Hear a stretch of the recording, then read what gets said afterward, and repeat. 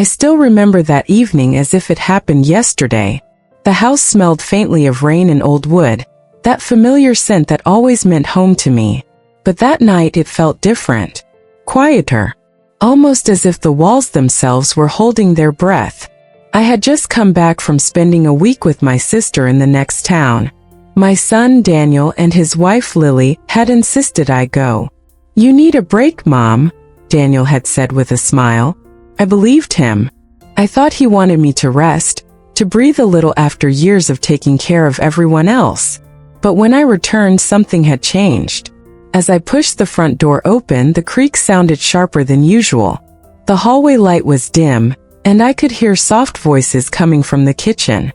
For a moment I smiled, thinking they were planning a surprise welcome. But when Lily saw me standing there with my suitcase, her face froze in a polite, uncertain smile. "Oh, you're home," she said quietly, drying her hands on a towel. Something about her tone made my heart flutter with confusion. Daniel walked in a second later. "Hey, Mom," he said, his eyes avoiding mine for a moment too long. We moved a few things around while you were gone." "Moved a few things around." That's what he said. I nodded slowly, pretending not to notice how his hand rested gently on Lily's shoulder, as if asking her to let him explain. He led me down the hallway. My steps echoed on the wooden floor. Every sound felt heavier than it should have. When we reached my bedroom door, the one I had shared with my late husband for 30 years, the one filled with our memories, I stopped. The door was closed. A strange new lock glinted where the old brass knob used to be. Daniel cleared his throat. "Mom, we thought maybe you'd be more comfortable in the guest room. It's warmer there, and you'll have more privacy." For a moment I didn't understand. More privacy? From whom? Before we begin, if you enjoy stories that touch the heart and remind us of life's quiet miracles, don't forget to like this video and subscribe. It truly helps our little storytelling family grow. From my own son? From the life I built in these walls? Lily stood beside him, silent, her hands clasped together. Her eyes weren't cruel, they were just distant, like she was already somewhere else. I smiled instead of crying. It wasn't a real smile, just something my lips did out of habit when my heart didn't know what else to do. I whispered, "Of course, dear. That's fine." But inside, a quiet voice said something I didn't want to hear. "You don't belong here anymore." That night, as I lay in the guest room, surrounded by furniture that wasn't mine, by silence that didn't know my name, I realized something that changed everything. I had become a stranger in my own home. Before everything changed, my days were simple, maybe even ordinary, but they were mine. I used to wake up before the sun. The house would still be wrapped in silence, and I'd listen to the old clock ticking in the hallway. Tick, tick, tick, like a heartbeat that belonged to this home. I'd open the kitchen window, let the cool morning air in, and make coffee strong enough to wake the whole neighborhood if it had a soul. Back then, Daniel would still be asleep upstairs. He was always a deep sleeper, just like his father, Mark. I'd look at the photos lined up on the wall, Daniel's graduation, his wedding, our last family picnic, and I'd feel this quiet, grateful ache in my chest. I used to think this is all I ever wanted, to grow old in a house filled with memories. Mark passed away 10 years ago. It was sudden, a heart attack while he was fixing the fence outside. I still remember his tools scattered on the grass, the way the evening light fell on them, turning everything golden and unreal. That day, part of me went quiet forever. But Daniel, he'd bring takeout, fix the leaking pipes, and sit with me on the porch talking about work and friends. I'd listen to him talk and see pieces of his father in him. The same quiet humor, the same thoughtful eyes. He always promised, "Mom, I'll never let you be alone." And for a long time I believed him.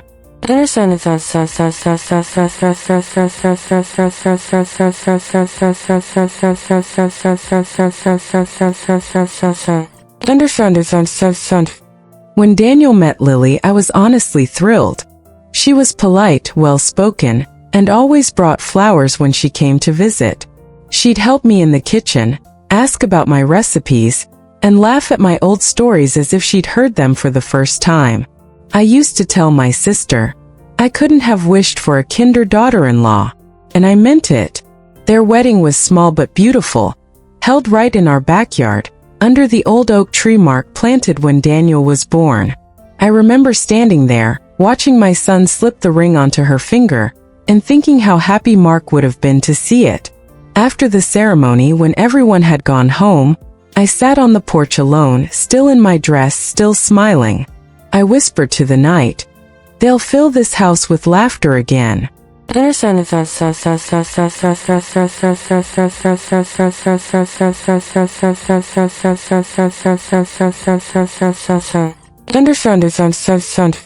When they moved in after the wedding, I was overjoyed. Our house was big, too big for one woman, and I was tired of empty rooms echoing with old memories. Having them there brought life back into these walls. The kitchen smelled of fresh coffee again. The TV played soft music in the evenings. There were footsteps upstairs, laughter from the hallway, the kind of noise that feels like love. At first, everything was gentle. Lily called me Mom from day one. She'd ask, "Mom, do you want to go to the market with me?" Or, "Mom, could you show me how you make that stew Daniel loves?" Her kindness felt real. And maybe it was in the beginning. We spent afternoons cooking together, exchanging stories, laughing about small things. She'd talk about her childhood, about how her parents worked long hours.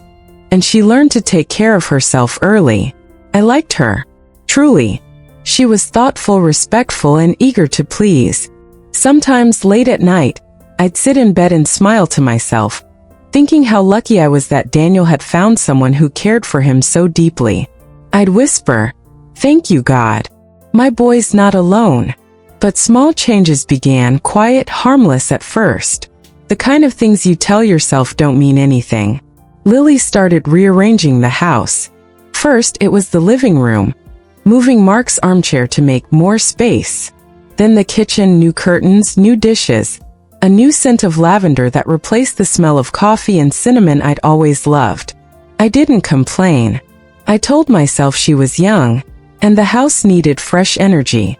And maybe deep down I wanted her to feel it was hers too. Then came the little comments, soft, almost sweet, but sharp enough to leave a mark. "Mom, maybe we should give away some of these old things. They take up space." "Mom, you don't need to cook every night. You should rest." "Mom, Daniel doesn't like too much salt in his food anymore." She always said it kindly, but every word pushed me a little further away from my own home. Daniel didn't notice at first.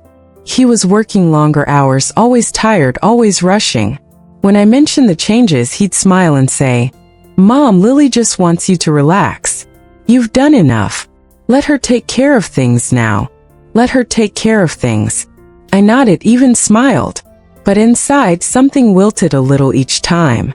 Soon, Lily began taking over the kitchen completely. I didn't mind at first. I liked watching her cook for Daniel. But slowly, she stopped asking me for help. If I entered the kitchen, she'd already be done, wiping the counter, saying, "Oh, Mom, I've already made dinner. You sit and rest." Her words sounded like kindness, but her eyes never met mine. The house grew quieter in new ways. My laughter didn't echo the same anymore. There were rooms I stopped going into, not because they were closed, but because they didn't feel like mine. Even the walls seemed to have new stories I didn't recognize. One evening, I decided to bake Daniel's favorite apple pie, the one I used to make every birthday since he was 10. I thought it might bring us together like old times. The smell filled the kitchen, warm and familiar. When Daniel came home, he smiled faintly. "That smells nice, Mom." Lily smiled too, but her voice had a strange calm. "Oh, I already made dessert, Mom.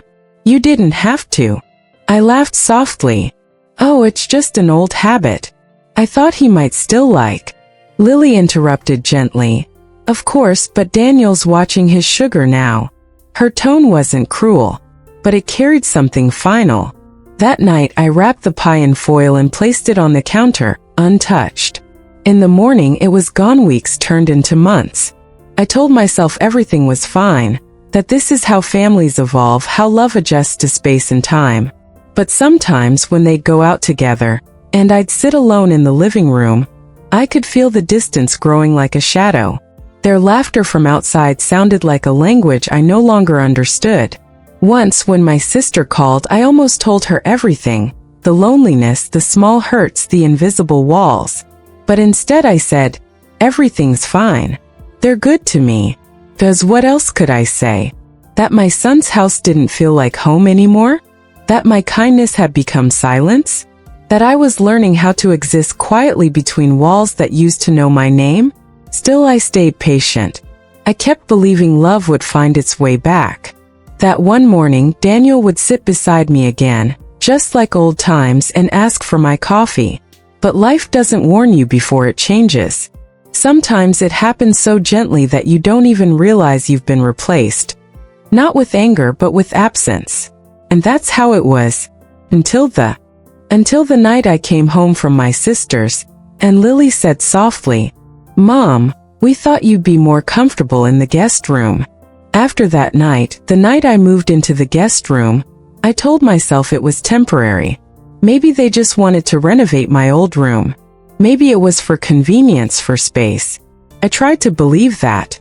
But the truth was quieter, and it whispered to me every night when I lay awake staring at the ceiling.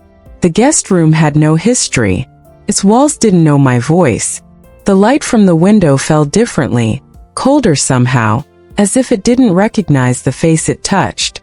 I missed my old room. I missed the faint smell of Mark's cologne that still lingered in the air after all these years. I missed the little creak in the floorboard beside the bed, the one that used to annoy him. I missed everything that reminded me that I once belonged. But I didn't say a word. Because when you love someone deeply, silence often feels like the kinder choice. Mornings became quieter.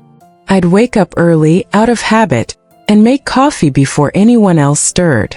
The kitchen was still the same, but not really. Lily had filled it with her things.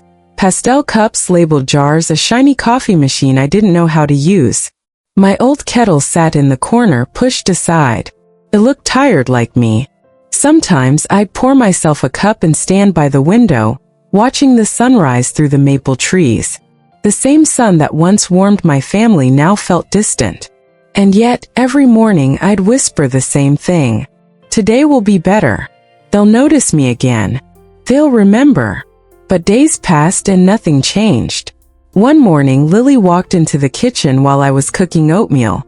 She smiled politely. "Oh, Mom, you don't need to do that. I already made breakfast." I froze, spoon halfway to the pot. "Oh, I didn't know," I said softly. "I just thought." She laughed lightly. "You're so sweet. But it's fine. Go sit, relax. I'll bring you some." Until the night I came home from my sister's, and Lily said softly, "Mom, we thought you'd be more comfortable in the guest room." After that night, the night I moved into the guest room, I told myself it was temporary. Maybe they just wanted to renovate my old room. Maybe it was for convenience, for space. I tried to believe that. But the truth was quieter, and it whispered to me every night when I lay awake staring at the ceiling. The guest room had no history. Its walls didn't know my voice. The light from the window fell differently, colder somehow, as if it didn't recognize the face it touched. I missed my old room. I missed the faint smell of Mark's cologne that still lingered in the air after all these years. I missed the little creak in the floorboard beside the bed, the one that used to annoy him. I missed everything that reminded me that I once belonged. But I didn't say a word. Because when you love someone deeply, silence often feels like the kinder choice. Mornings became quieter. I'd wake up early, out of habit, and make coffee before anyone else stirred. The kitchen was still the same, but not really. Lily had filled it with her things. Pastel cups, labeled jars, a shiny coffee machine I didn't know how to use. My old kettle sat in the corner, pushed aside. It looked tired like me. Sometimes I'd pour myself a cup and stand by the window, watching the sunrise through the maple trees. The same sun that once warmed my family now felt distant. And yet, every morning I'd whisper the same thing. Today will be better. They'll notice me again. They'll remember. But days passed and nothing changed. One morning, Lily walked into the kitchen while I was cooking oatmeal. She smiled politely. "Oh, Mom, you don't need to do that. I already made breakfast." I froze spoon halfway to the pot. "Oh, I didn't know," I said softly. "I just thought." She laughed lightly. "You're so sweet. But it's fine. Go sit, relax. I'll bring you some."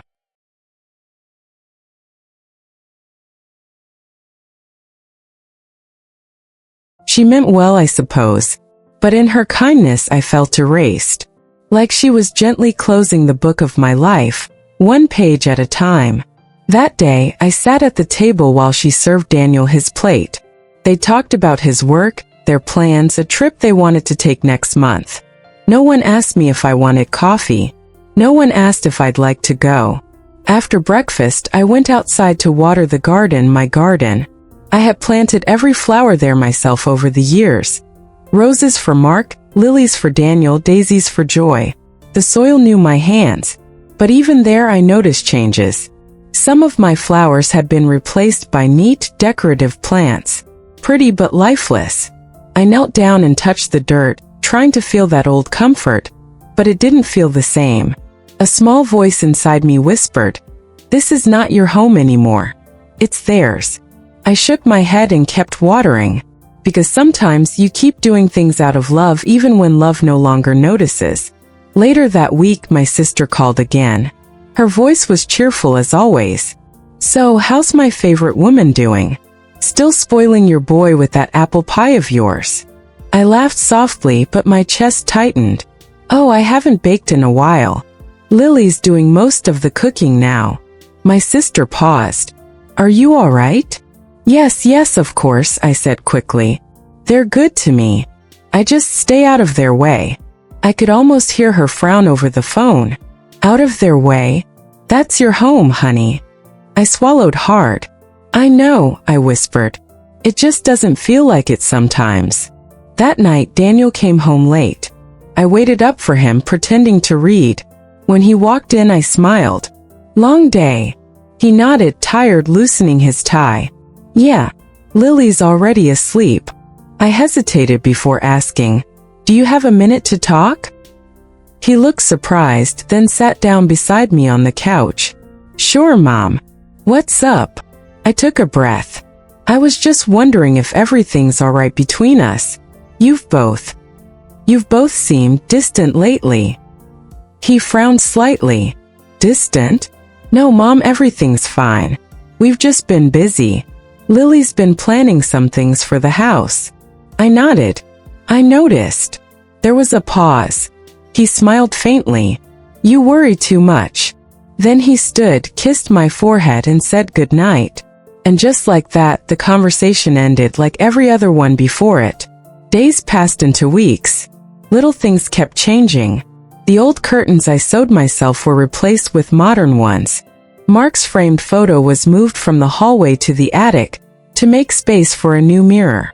The family dinner table, once crowded with laughter and stories, now had 2 empty chairs most nights.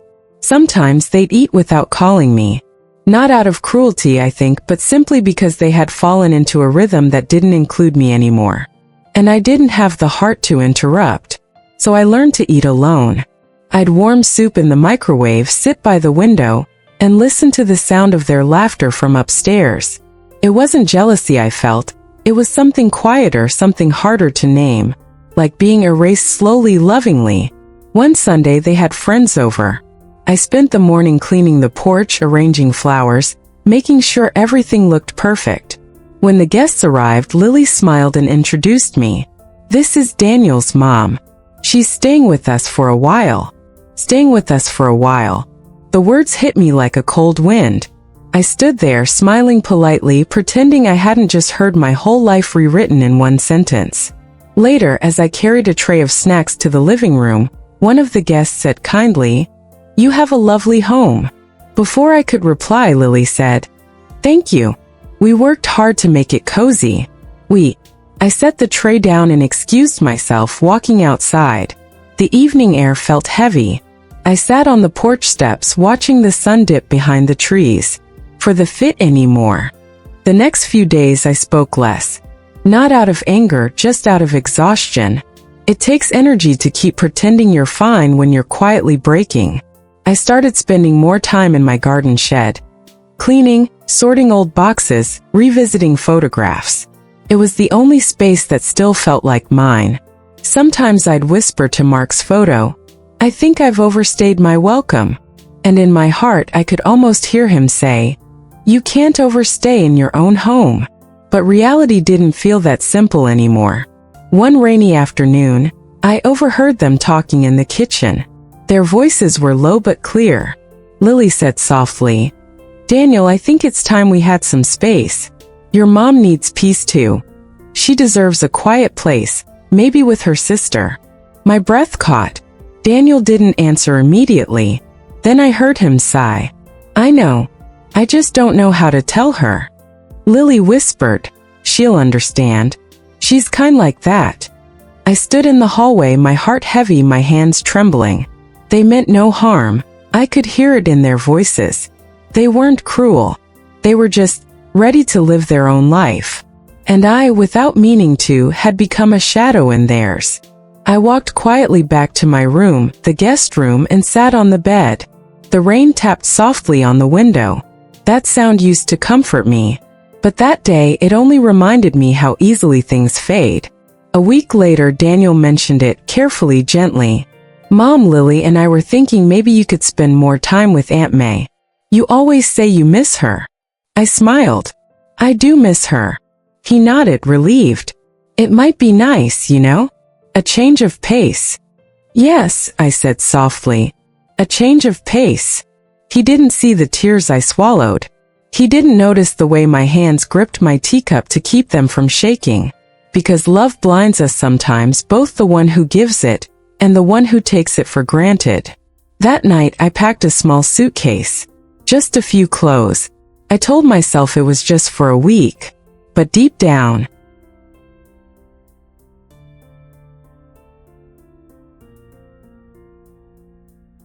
I already knew. When I left this time, something in me would stay behind forever. The morning I left was bright and ordinary, cruelly ordinary. The sky was clear, the birds were singing, and sunlight spilled across the floorboards like it always had. But everything felt unfamiliar. Even the warmth of the sun felt like a goodbye. I had packed my small suitcase the night before. Just a few dresses, a photo of Mark, and a folded letter I never meant to give anyone.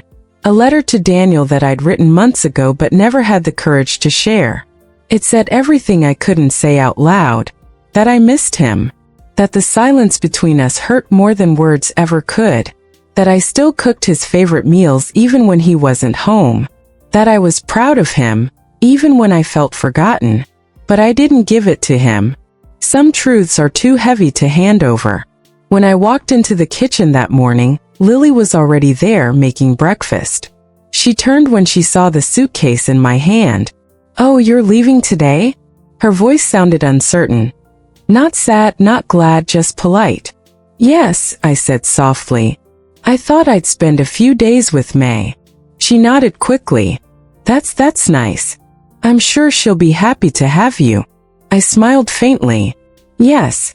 She always says her house feels too quiet." Lily pressed her lips together, then said, "Do you need any help with the bags?"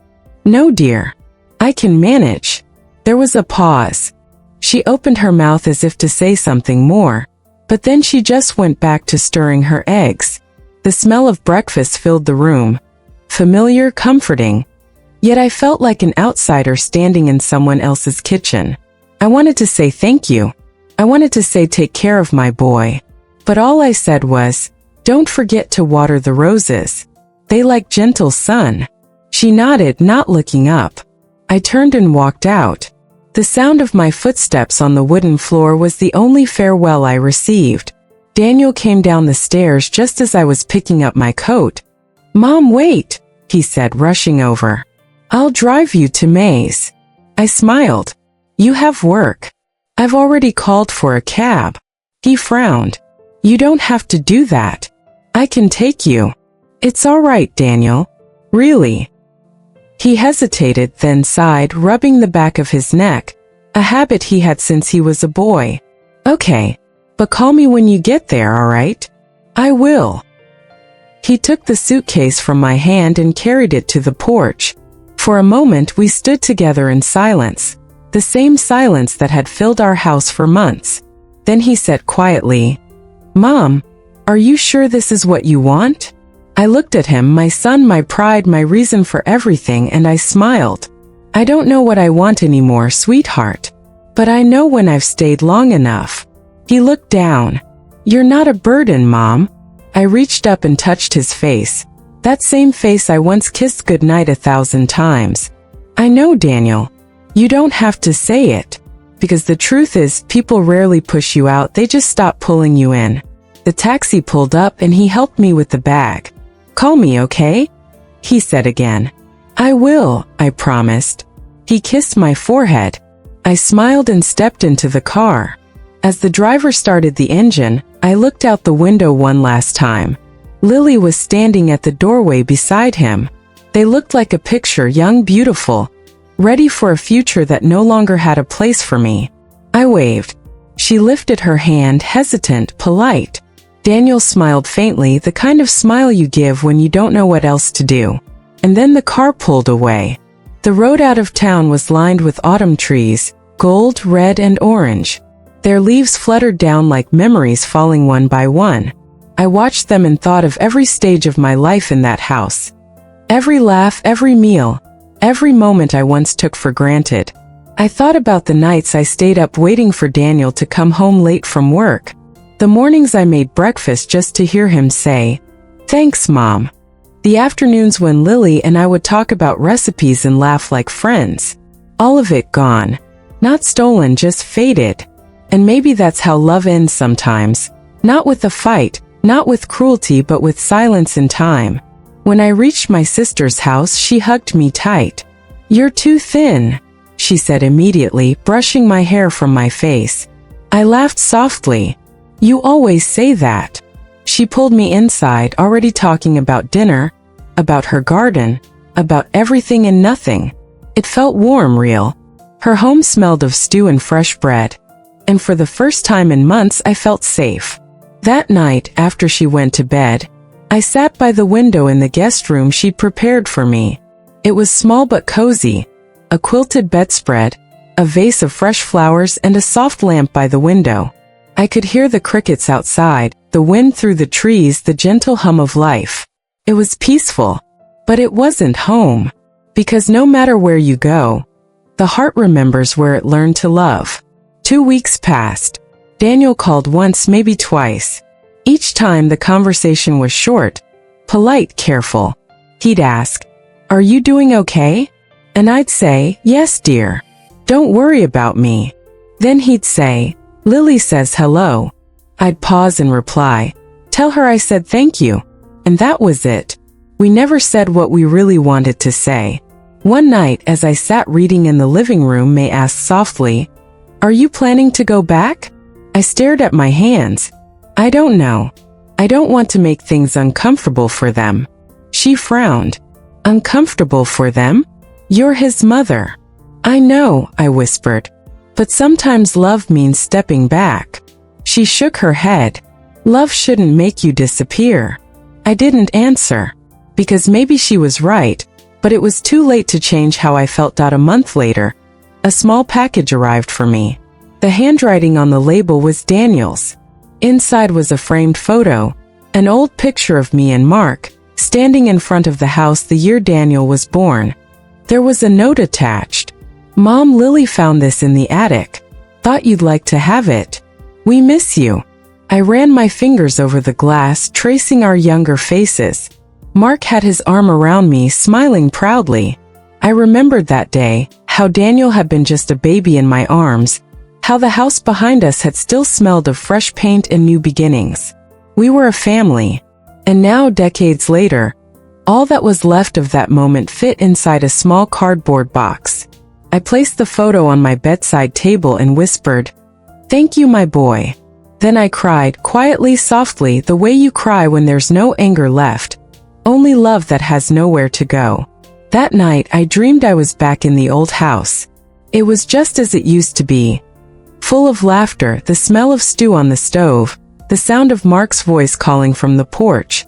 Daniel was there, young again, running through the hallway. I followed him, laughing. He turned and said, "Come on, Mom. You're too slow." And I laughed harder, the sound echoing through every room. But when I reached for him, he was gone. The house was empty again. I woke up with tears on my cheeks. The dawn light was soft and golden, the kind that makes you believe in new beginnings. And for the first time, I whispered aloud what I had been afraid to admit. I can't keep waiting for yesterday. That morning I made a decision. I would go back, not to live there but to visit. Not because I expected things to change, but because I needed closure. I needed to walk through those rooms one last time and say goodbye, properly this time. I called Daniel. He sounded surprised but happy. "Of course, Mom. Come anytime. We'll make dinner." His voice was warm, lighter somehow. Maybe time had softened us both. When I hung up, I felt a strange calm, like the ache in my chest had finally learned to breathe. The day I decided to visit my old home, the sky was gray and trembling with rain. It wasn't storming yet, just that kind of soft drizzle that makes everything look washed and quiet. I took the early bus, carrying only a small bag with a few things and the framed photograph Daniel had sent me. As the bus rolled through familiar streets, my heart beat slowly, heavy but calm. Every turn brought back a memory. The little bakery where Daniel used to buy bread after school. The park where Mark once pushed him on the swing until he was breathless with laughter. Even the post office where I used to send Mark letters when he was away for work. It all looks smaller now, or maybe I had just grown older. Time has a way of shrinking things when you look back. When the bus stopped near our lane, I stepped down and opened my umbrella. The air smelled like wet earth and home. Every step I took down that narrow street felt like walking through my own memories. When I reached the gate, I hesitated. The same old wind chime hung there, tinkling faintly. Daniel had put it up years ago. The sound made my chest ache. Through the window I could see Lily in the kitchen, moving about, humming softly. The curtains were new, the furniture slightly different, but the rhythm of the house was the same. It was still alive. I took a deep breath, then knocked. The door opened, and there she was, Lily, with her gentle eyes and soft smile that carried both surprise and relief. "Mom," she said quietly, as though the word had been waiting on her tongue for a long time. I smiled. "Hello, dear." For a second we just looked at each other. Then she stepped forward and hugged me. It wasn't a long hug, just enough to say I missed you without needing words. When she pulled back, her eyes were glistening. "Come in. You're soaking wet." I laughed softly. A little rain never hurt me. She led me inside, and the smell of home wrapped around me like a blanket. Cinnamon, lemon soap, and something baking in the oven. It was all so familiar and strange at the same time. Daniel came down the stairs, his eyes lighting up when he saw me. "Mom," he said, crossing the room quickly. He hugged me tight, longer than he ever had before. It was that kind of hug where you don't say sorry out loud, but both people understand that's exactly what it means. "I've missed you," he said into my hair. "I know," I whispered back. "I missed you too." When he let go, I could see something different in his eyes. A quiet regret, maybe, or a newfound tenderness. He guided me to the sofa. "You look good. Aunt May's been feeding you well, huh?" I smiled. "She insists on it." As we sat, Lily brought out tea, my favorite, chamomile. She had remembered. The smallness of that gesture made my eyes sting. We talked, not about what happened, not about the silence or the distance, but about ordinary things. Daniel's work, Lily's garden, the new cafe that opened down the road. It was light and easy, like a fragile truce made of shared comfort. At one point, Daniel looked around the room and said, "We've been trying to fix up the place. You know, make it feel more like us." I nodded, my eyes tracing the new curtains, the changed furniture, The absence of Mark's old chair. "Yes," I said softly. "It looks beautiful. It feels peaceful." But deep down I realized something. It wasn't my home anymore. And for the first time that thought didn't hurt. Simply was. After lunch, Lily went to check on the baby. I hadn't met him yet, my grandson. Daniel smiled shyly. "Do you want to see him?" I froze for a second, my throat tightening. "I'd love to." He led me upstairs. The nursery was small but full of light. A soft blue blanket covered the crib, and a gentle lullaby played from a music box. There he was, tiny, perfect, sleeping with his little fists curled near his face. I reached out, my fingers trembling, and brushed his cheek. Warm. Soft. Tears welled up without warning. Daniel watched quietly. "He's 5 months now," he whispered. "We named him Michael. After Dad." I turned to him, stunned. For a moment I couldn't speak. Then I smiled through tears. "Mark would have loved that." Daniel nodded, his eyes shining. "I know." We stood there in silence, a mother, a son, and the tiny bridge between their worlds. Later, as evening settled, Lily brought out dinner. She had made my old stew recipe, the one Mark used to love. I looked at her and she said softly, "I found it in your notebook. I hope that's all right." I nodded, smiling. "It's more than all right." As we ate, laughter slowly filled the space. Small jokes, shared stories, familiar comfort. It felt like breathing after a long time underwater. After dinner, I offered to help with the dishes, but Lily shook her head. "No, Mom. You sit. Please." It was the first time she called me Mom in months. Just one word, but it mended something that words alone never could. When it was time to leave, Daniel insisted on driving me back to May's. The rain had stopped and the air smelled fresh and cool. As we drove through the quiet streets, the headlights cutting through mist, I felt peaceful. Not joyful, not sad, just deeply calm. He parked outside May's house but didn't turn off the engine. We sat there for a while, the silence gentle between us. Then he said, "Mom, I'm sorry if I ever made you feel unwanted." I looked at him, my heart soft. "You didn't, Daniel. You just grew up. And I didn't know how to stop being your mother." He looked down, tears glistening in his eyes. "You'll always be my mother." I smiled. "I know. And you'll always be my son. But we both have to learn how to love without holding on too tightly." He nodded slowly. "I think I understand that now." When I stepped out of the car, I turned to him one last time. "Take care of them, Lily and Michael." "I will," he said, his voice steady. "And call me sometimes," I added, half smiling. He grinned faintly. "I promise." As he drove away, I watched the taillights disappear into the fog. And for the first time in a long while, I didn't feel left behind. I felt free. That night, I sat on May's porch with a cup of tea, listening to the rain start again. The world felt wide and gentle. I thought about Mark, about Daniel, about Lily and little Michael, and I realized something simple but profound. Home isn't always a place. Sometimes it's a person. Sometimes it's a moment. And sometimes it's just the peace you find within yourself when you finally stop trying to belong where you no longer need to be. I smiled to myself, whispering into the soft night air. I didn't lose my home. I just learned to carry it with me. It's been a few years now since that rainy afternoon when I went back home. Life has settled into a calm rhythm, simple, quiet, and beautifully ordinary. I still live with my sister May. Our days are peaceful. We tend to her garden, read old books, talk about the past, and laugh about small things. Sometimes we sit on the porch together, just listening to the wind move through the trees. There's a kind of peace in silence when you stop fearing it. Every Sunday Daniel calls.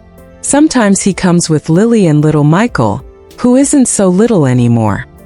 He runs through the garden now, his laughter carrying through the house like sunshine. He calls me Grandma. And every time he does, something deep in me heals a little more. When they visit, Lily helps in the kitchen, and Daniel fixes small things around the house that don't really need fixing. like he's trying to make up for all the time we lost. And every time they leave, my heart feels full, not empty. That's how I know I've made peace. There was a time when I believed that love meant never letting go, that if I held on tight enough, everything would stay the same. My son, my home, my place in his world. But I was wrong. Love changes shape. Sometimes it asks you to stay, and sometimes it asks you to step back. When I left my house that day, I thought I was losing everything. But now I see, I was only making space for something new to grow. A softer kind of love. A love that isn't built on needing, but on understanding. A love that doesn't ask to be seen but simply is. Every once in a while I walk by my old street.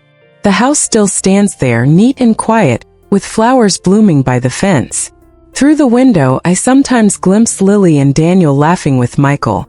And instead of sadness I feel warmth. Because I know the love that built that home still lives there, even if it no longer belongs to me. And in a way that's enough. Because isn't that what every mother wants?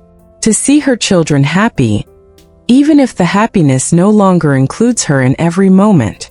I keep Mark's photograph on my bedside table.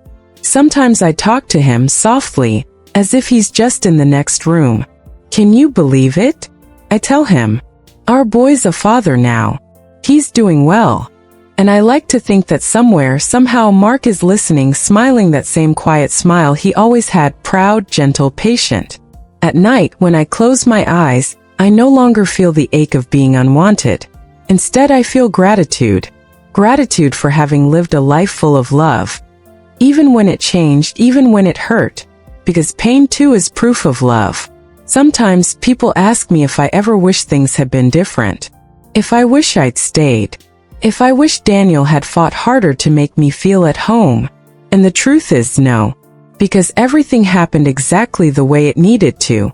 If we hadn't drifted apart, we might never have learned how to find each other again.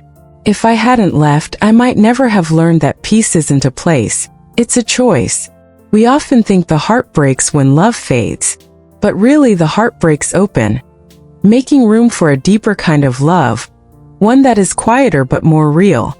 There's one thing I've learned, and if anyone is listening, if some mother out there is feeling what I once felt, I want her to know this. You are not forgotten. You are not invisible.